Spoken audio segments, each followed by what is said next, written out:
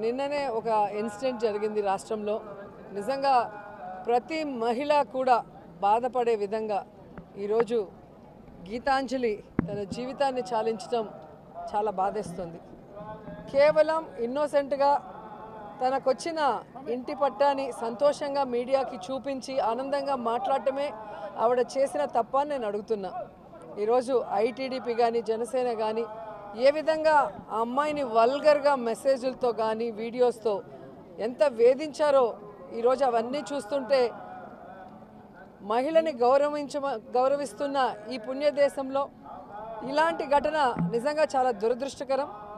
ఎవరైతే ఈ కార్యక్రమం చేసి ఆ అమ్మాయి చావుకు కారణమయ్యారో వారందరికీ పనిష్మెంట్ ఇవ్వాలని భగవంతుడిని మనస్ఫూర్తిగా కోరుకున్నా.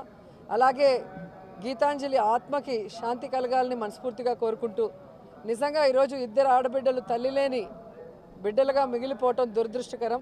ఇప్పటికైనా బుద్ధి తెచ్చుకొని ఈ ఐటీడీపీ కానీ జనసేన కానీ వారి హద్దుల్లో వారు ఉంటే బాగుంటుంది. మహిళలు అంటే చులకనగా మాట్లాడటం, వల్గర్గా మెసేజ్లు పెట్టడం, చివరికి మనిషి ప్రాణాలు తీసుకునే స్థాయికి వాళ్ళని హ్యూమిలేట్ చేయడం కరెక్ట్ కాదని కూడా ఈ సందర్భంగా తెలియజేస్తూ, సో మహిళలందరూ కూడా దీని మీద గట్టిగా స్పందించాలి, ఒక నిర్ణయం కూడా తీసుకోవాలి. రాబోయే ఈ ఎన్నికల్లో మహిళల్ని చులకనగా చూసే, మహిళల్ని కేర్లెస్గా చూసే, మహిళల జీవితాల్ని నాశనం చేసే ఆ తెలుగుదేశం జనసేనని తరిమి కొట్టాలని కూడా కోరుకుంటున్నా. ఎమ్మెల్యేగా కూడా గెలవలేదు, ఒక వార్డు మెంబర్కి కూడా గెలవనవాడు. వాడు చెప్పే మాటలకు కూడా ఆన్సర్ ఎవరిని ఇస్తారా?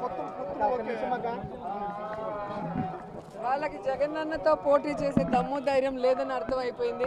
గెలవలేమన్న ఒక భయం పట్టుకుంది కాబట్టే ఎవరు దొరికినా వాళ్ళతో పొత్తు పెట్టుకొని వాళ్ళకి సీట్లు పంచుకునే స్థాయికి ఈరోజు వాళ్ళు దిగజారిపోయారు. సో జగనన్న దమ్మున్న నాయకుడు, ప్రజలకి మంచి చేసిన నాయకుడు, భగవంతుడి ఆశీస్సులతో ప్రజల ఆశీస్సులతో మళ్ళీ రెండోసారి ముఖ్యమంత్రి కాబోతున్నాడు.